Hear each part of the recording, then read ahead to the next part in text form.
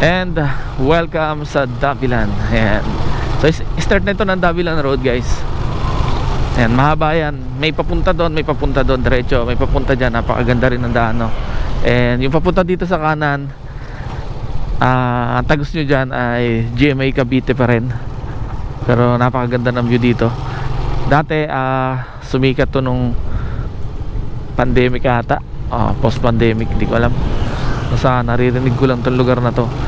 Ayan, paboritong pasyalan to ng mga walang magawa sa buhay. And then yung may mga free time, syempre. Ayan, kung matatanaw nyo, guys, ayan, stop muna tayo dito. Kaya siya tinawag na mini New Zealand. Ayan, kung makikita nyo, may malawak dito na rancho. And maraming mga baka, no? Hindi ko mabilang. And medyo mataas na yung araw, no? 8:30 na yata ng umaga. So buti na lang medyo maulap, kaya hindi masyadong tirik yung araw ngayon. And maraming pang tao dito. Siguro sa umaga daming nagja-jogging dito, no? Parang sarap mag-jogging dito, guys. And ayan, napakasarap ng hangin. Ayan, favorite place namin to.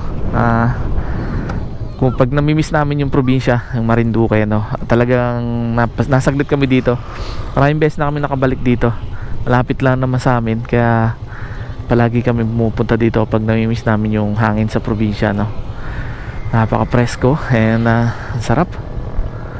Ganda yung tanawin, pag gusto mo mag-isip-isip, tanggal stress and pagod, taka lang dito. Mga gandang tanawin, no? Napakaganda. Ayan, no? Mahaba pa to, guys. Punta tayo dun sa bandang dulo, no? Ayun, nung sumikat nga to, guys,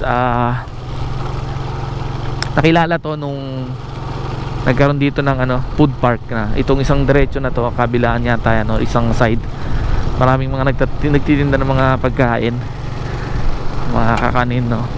And then perfect spot din habang kumakain ka, tatanaw mo yung mga gantong tanawin, no? Napakaganda na yan, no? Daming baka, ang lalaki.